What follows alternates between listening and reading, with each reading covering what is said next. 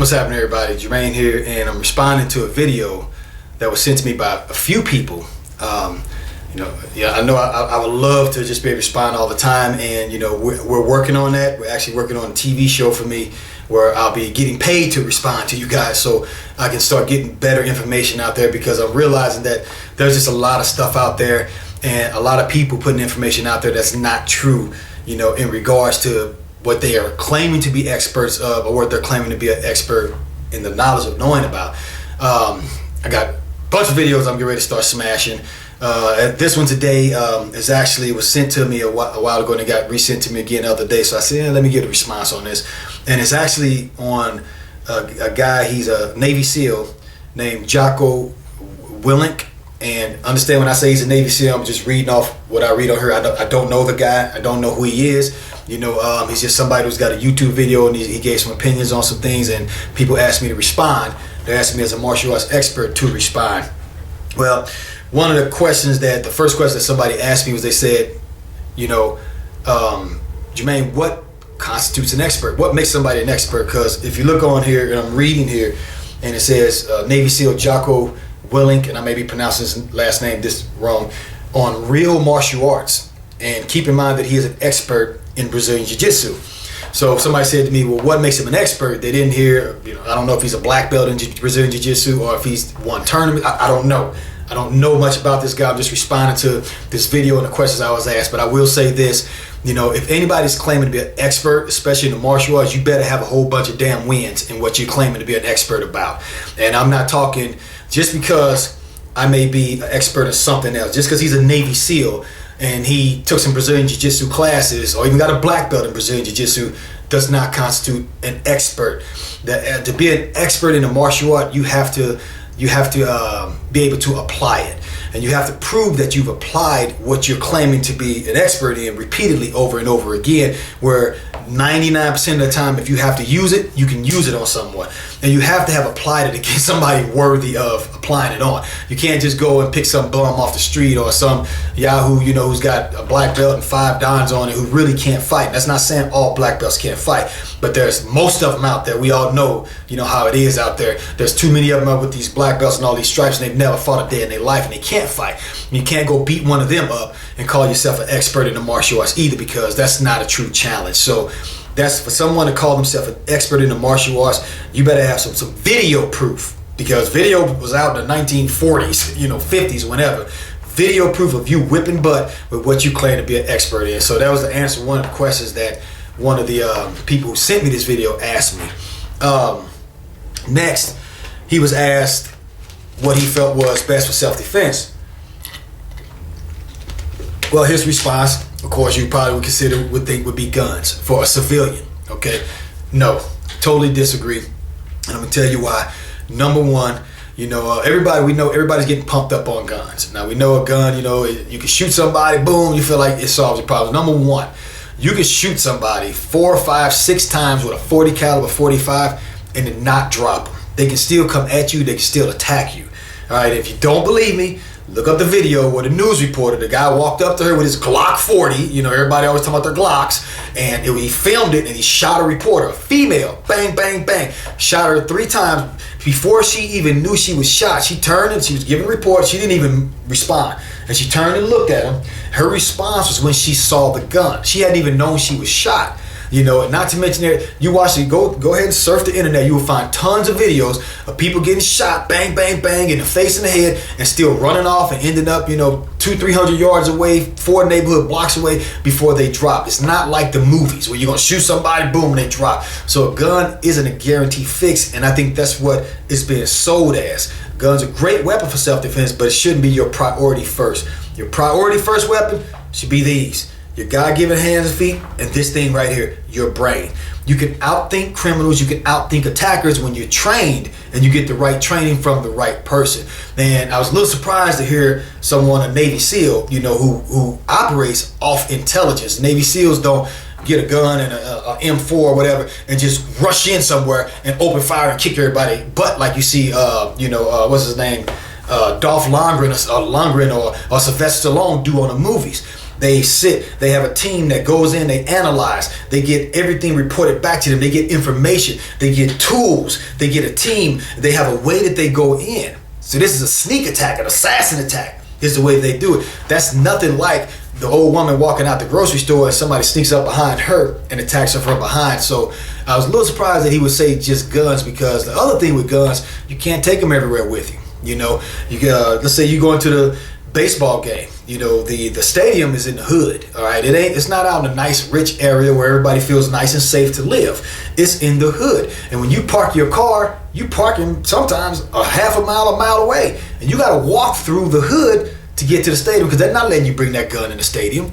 So what are you going to do? You got to leave that gun in your car, you know, or you got to try to sneak a weapon into the stadium. Now you're breaking the law. Now you're the criminal, you know. So I always say, you know, your number one self-defense tool should be your hands, your feet, your elbows. Learn how to defend yourself. And I'm not talking even, and we're going to get into, you know, Muay Thai, all that kind of stuff, Muay Thai or boxing, because, you know, you don't punch somebody in self-defense.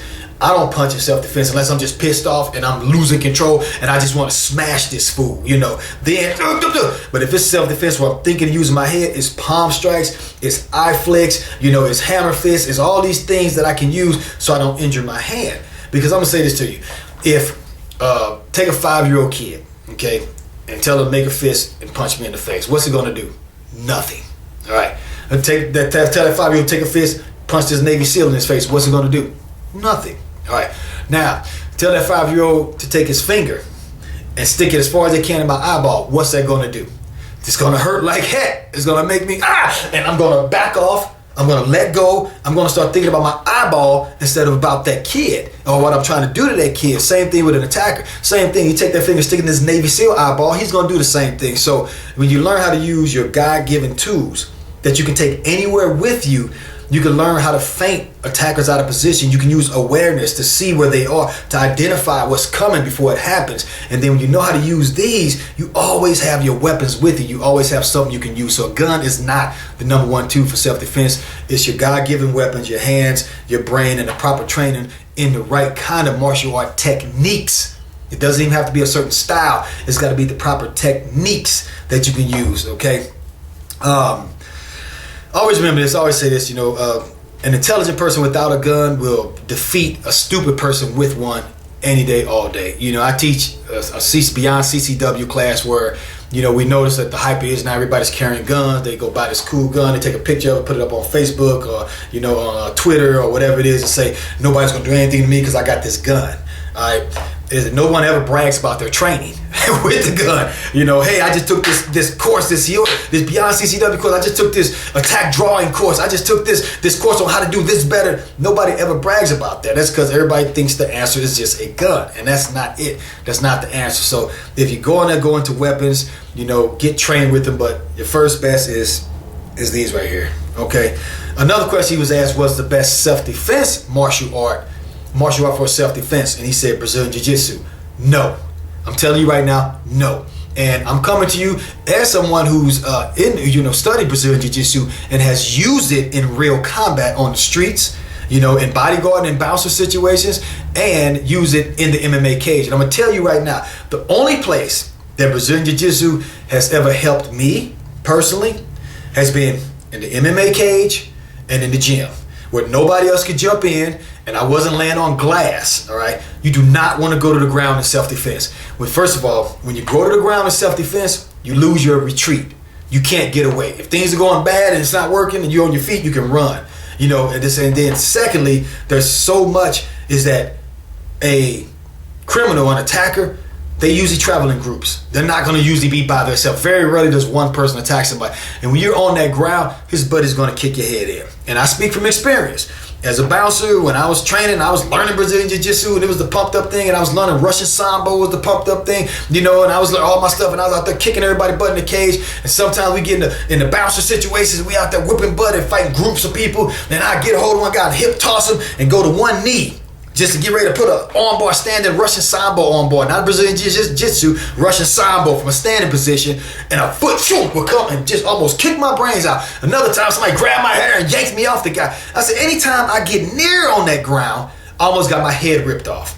And that's experience. That's what I'm speaking from. Street experience, fighting on the streets. I'm not speaking from, I'm an expert in this, in the military, and this is just my thoughts. Or I'm an expert in, judo, and that's only in judo tournaments, and this is what I think you should do on the streets. I'm talking exactly from the streets. So you always want to start with your first martial art of self-defense to be something that keeps you on your feet, because you don't have to go to the ground. That's one of the mistakes people they misunderstand. This fad started that, all fights end up on the ground. Yeah, if you let them take you to the ground. Watch Ultimate Fighting. How many fighters don't get taken down? Watch my fighting background. If you don't believe, that was my expertise, was that, and my main thing was that you couldn't take me down to the ground, and I'd knock you out before we got to the ground. So choose a stand-up art. Muay Thai is a great art. Just for learning to get your instincts built up. Boxing is great to get your instincts built up. Learning how to sprawl from wrestling. Learning grab escape, so when somebody grabs you, because most attacks start here. A person not going to say, from 30 feet away, hey, I'm coming to attack you. Usually they sneak and work their way around your awareness, and they grab you. So you got to be able to get loose. Don't let them get you on the ground. Stay off the ground. Put them on the ground. Then stomp their head in and get out of there. That's the same thing with having a gun. Somebody grabs you, you can't get to that gun. You got to be able to fight your way loose. Boom, then create distance, bang, and you can make that position to get to your gun. So I always say this: anytime you ask someone what's the best martial art for self-defense, and they tell you a martial art, I'm sorry, but they know nothing about the martial arts. I'm experienced in all martial arts. When I say all, there's probably about 10,000 of them, because people change the name of their art, because they say, instead of punching like this, we're gonna punch like this. Instead of knife hand like this, we're gonna knife hand like this. And they change the whole name of the art and start selling it because they got a great marketing plan. So I'm talking just on the basis of, I've studied Kung Fu, Karate, Judo, Taekwondo, Muay Thai, Brazilian Jiu-Jitsu, Russian Sambo. I can just, I keep going down the line, Capoeira. I can go down the line. So I pretty much got a great understanding of all of the arts. And every self-defense situation I've been in, as a bouncer, a bodyguard, even a street fight, I relied on different things from different arts. There were times I was grabbed and I relied on wrestling to get loose. There was times I was grabbed and I relied on judo to throw somebody. There was times I hit somebody and boom, I used Muay Thai. There was times that I got a little nervous, was off balance, and I used a palm strike from karate. So if a person is telling you this is the best art for self-defense, they know nothing about self-defense. Self-defense is about techniques from the martial arts at the right moment against the right opponent. It's not about being an expert at this. Okay? So, another thing, you have to understand something. There's always a disrespect to other arts. Brazilian Jiu-Jitsu, wrestling, all of these are ground fighting arts. There is no takedown defense in Brazilian Jiu-Jitsu. There are no takedowns in the real Brazilian, unless like I said, this comes from when I was fighting, and the people who I knew who were black belts in Brazilian Jiu-Jitsu, who were the experts, we'd come out to fight and they would lay on their back and try to get you to lay on top of them and engage. That was Brazilian Jiu-Jitsu. Now, when people start punching and kicking and shooting, that's wrestling, that's boxing, that's Muay Thai. So you can't go into a self-defense situation or a fight and start punching a guy and kicking him and then take him and put him in all bar and say, hey, Brazilian Jiu-Jitsu. That's not just Brazilian Jiu-Jitsu. That was Muay Thai. That was all this other stuff. Just said, I can't go into a fight and I'm like this and I shoot in, take you down, get you on the ground, and I'm working on you and I put you in the rear naked choke, take half the air out of you, and then you stand back up, you can't breathe, and I throw around, kick you in the head and say, yeah, Muay Thai. That wasn't just Muay Thai. That was Brazilian Jiu-Jitsu. That was wrestling. That was boxing. It was a mixture of the martial arts. And that's the problem you have, everybody, because I think everybody's just trying to sell their martial art, that they don't want to tell you the truth. And that's what I think this Jocko guy, which I'm really going to get on about the karate guy he was going against, I think he's more on trying to push Brazilian Jiu-Jitsu, because I don't think he's had any street fights. He may have done some good things in the military. I don't know. I don't understand it, but I'm going off what he's saying. And a person who's been in street fights, their opinion is totally different than saying this martial art is the best. And I don't think anybody should ever start with a martial art that puts you on the ground on your back, for self-defense, where you're practicing going on your back in the middle of the street on top of broken glass and hypodermic needles, while you got an attacker attacking you who's probably got a knife in his hand, is going to stab you with a knife because he's probably got a weapon when he attacks you. So you're stuck on the ground. Like I said, you lose your retreat and everything else. So you have to, you gotta remember that the main thing is get a stand-up art and grab escapes and takedown stops. Learn how to stop takedowns. Don't go to the ground for self-defense on the streets. Use that. That's not saying you don't need to know how to ground fight. You should learn how to ground fight because you can still be taken to the ground. But if you get taken to the ground, you need to be fighting to defend and get your ass off that ground. Don't be laying like these videos that, I know people put out there and somebody is sitting there with an armbar on somebody or a rear naked choke. And if you do have it, you better put them to sleep and get your butt up back to your feet. And that's me speaking from experience. I'm not trying to sell you Muay Thai or sell you Kung Fu or sell you anything. I'm telling you the truth as what's going to help your butt out there on the streets. Okay. I think that, when I listen to him, I think he's speaking from a safety training. Like when he's speaking about Brazilian Jiu-Jitsu and his experience with going against other arts, he's speaking from, even like you said, the karate guy. He's speaking from doing this in the safety of a training room, not out in the dangers of the street, and watch the video. Don't get mad at me. Don't feel like I'm talking against the Navy SEALs, because I'm not. I'm just, expressing my opinion against what he's saying with my expertise as somebody who's been out there in the bloody battle since I was about 12 years old. And one of the things is he claimed to have beaten this traditional martial art karate guy who had 20 years of experience. And he said because he beat this guy, he tapped him out several times. Well, I beat this guy. He was a karate guy, a black belt, all these. That proved that Brazilian Jiu-Jitsu is a superior martial art. No, it doesn't. First of all, who made this karate guy the ambassador of karate? Who said he can fight for real? So he may have been going against a scrub. And even though he could be, like I said, these guys could be the best Navy SEALs in the world. I mean, the highest in their class. Just like you could be the best track star, the person you can run for. That does not make you a great martial artist. Because I very highly doubt that Navy SEALs are going into sand traps, slapping arm bars on people. I think they got weapons the whole time, don't they? To stand correct, I'm gonna get to this. I'm gonna give you an example of this after I get through this, but. To have claimed just because you beat one karate guy or you beat one or two or three, and to say that this art makes you superior, that shows, number one, first of all, you weren't going to get somebody who was really good in that art. And I'm gonna give you a good example. When MMA started, me and a buddy of mine, Joey Guerramiller. Joey Guerramiller was a Brazilian Jiu-Jitsu guy, ground guy, and he and I met, and I was the stand-up guy, and we were sparring. All right, we started off and all right, well let's check it out. So we started off where he shot in. First of all, the shot is not Brazilian Jiu-Jitsu, that's wrestling. So he shot in on me and he took me down because I wasn't really hitting, because I didn't know what I was expecting. I didn't want to punch this guy as hard as I could who was getting ready to wrestle around with me. We wrestled on the ground. I had high school wrestling, so I made all the dumb mistakes that a wrestler make, gave my back, and he put an armbar on me. And he's putting this, I'm just like, my arm's bent. I was like, what the? And he let go. I said, what the hell was that? It felt like you were breaking my arm. He said, well, I was. That's an arm bar. I was like, wow, that was awesome, man. I said, that was just incredible. I said, you could have broke my arm. He said, yeah, I could have. I said, well, what you need to do is you need to tap out next time. I said, oh, okay. I said, well, let's do it again. All right, so we stood back up. And Joey came at me, and I threw a real Muay Thai round kick. Pow! Kicked him in his leg. And he walked off the floor and almost puked. Okay, so that's what I'm saying. You can't sit here and say that because you beat this guy who probably sucked, and that's what makes this martial art greater over all other martial arts. Because right then and there, Joey and I proved that it mattered about the fighter and even the situation. I wasn't going hard at first on Joey, and he went hard on me and used his techniques on me. And then when I decided to go hard through that round kick, boom. But then I taught Joey the round kick, he taught me jiu-jitsu, and we both ended up being complete great fighters. So that's where it sits with that. He can't say this martial art is the best because he beat some guy who is a nobody. I'll say this to everybody. If you think your art is great, bring that shit to the cage. Excuse my language. Bring that shit to the cage. That's what the MMA cage is for. That's when, and back in the day when I used to say that, that's when we didn't have rules. You could bring anything you wanted to in there. Everybody remember the no rules day, what was happening, what was winning in there. It wasn't one art winning. It was a mixture of the arts. And you can't say Brazilian Jiu-Jitsu was winning because they were punching and they were kicking and they were taking down. They didn't. Brazilian Jiu-Jitsu, go to a Jiu-Jitsu tournament. That's on your knees. 1, 2, 3.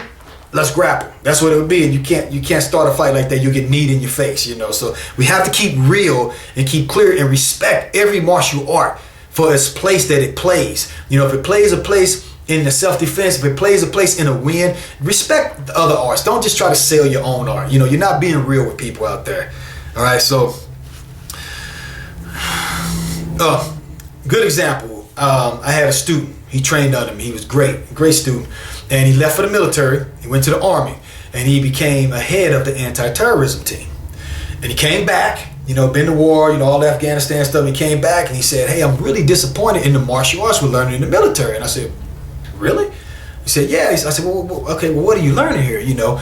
And he said, you know, well, they were showing us knife fighting stuff, and it was nothing compared to what you show. And I was just kind of like, what show me? What the, you know? So we went over some of the drills they did for when they engage in a place where they think there may be terrorists and things like that, and the kind of stuff that they use. And I said, I thought about it. I said, well, this is the thing. I said, well, what did they show you with your gun? What did they show you with? I said, when you guys engage, what do you do? And he told me, we get, intelligence, and we get all this information that gets given to us. And then we form a team, and we get weapons together, and we go in, and we enter in this manner and in this fashion. I said, well, you know why they don't show you a lot of good fighting hand-to-hand stuff? He said, why? I said, because, it's probably because by the time all the stuff that you guys are trained to do as a team through intelligence with your weapons, if you have to go to hand, doesn't that mean you failed? And he said, wow, you're right. I said, exactly. He said, you know what? I actually had one of my superiors tell me that. When I asked him, why don't we get better hand-to-hand and, training? He said, because if you have to end up fighting with your hands, you failed your mission. And so that makes sense. So you have to think about that when, you got these, when you're asking somebody about self-defense, how many street fights have you had, man, for real? It's probably a bunch of gangbangers and gangsters out there that had to go through street fight initiations, from back in the 70s and 80s when initiation was this. It wasn't going and close your eyes and shooting somebody. It was this, who probably know more about street fighting than, a military person whose expertise is the gun, and moving in and taking people down with a group of people behind them with tanks and everything else. So you always have to consider your source and make sure I'm not, missing anything. It's about, respecting what somebody truly does. Let's not get so caught up in names. Let's not get so caught up in titles that just because somebody has a title that is a high honor somewhere else, that automatically makes what they say, solid. Just think about the fact of experience, man. And experience for self-defense, for an everyday citizen. The person who's going to be able to teach you about that is somebody who's been out there in the streets. Some police officers can help. There are martial art experts who come from the streets. MMA fighters can help. Instructors who have a sense also of self-defense, who don't think just cage fighting is the answer, because there's a difference between a cage fighter, man, than there is between an everyday citizen. The 70-year-old lady can't do what the 21-year-old aggressive, energetic, want to pound somebody face in MMA fighter can do. So that's not going to work for her. But self-defense should be able to work for anybody. Regardless of who they are, it should be adjustable. They should be able to change it to fit their body. They should be able to change it and adjust it to fit the situation. And they should be able to change it and adjust it to fit their attacker. So, like I tell you, I'm never here to tell you what to think or how to think. I'm just telling you to keep thinking. All right, so I'll be trying to respond to a lot more of these videos. You guys have any questions like that, my Facebook page, Jermaine Andre. What you do, just post it on your page, tag me on the timeline. Understand, I get tons of stuff. I'm telling you, every day, great stuff too. Drives me up the walls. That's why I said, man, I got to start a TV show where I'm getting paid and getting some sponsors so I can sit and give you guys good responses. I'm not having to rush like I'm even having to do right now. I got a whole bunch of other stuff I need to be doing that I didn't get done. So a lot of my answers may not even come off all the way clear because I just don't have the time. But regardless, you put something good up, I'm always try to get to it. Even check with the people who are connected to me, send it to them, send it to Daryl Cobb, send it to my fighters, and they know me pretty good, and they, hey sir, did you see that? What, really? And then that even gets me a little bit more enthused to respond to. So I'll cut this short, but that's my response. Of course, I always appreciate everybody's opinions. I appreciate this. Jocko, I'm sorry, I'm not trying to mispronounce your name, brother. Willink. Jocko Willink, I appreciate his response and giving his opinion of what he feels is correct. So, you know, there is no right or wrong answers. There's just different answers. But that's my answer, you know, from somebody who comes from the background that I have, you know, from the streets, from the cage, and from the ring. All right. Talk to y'all later.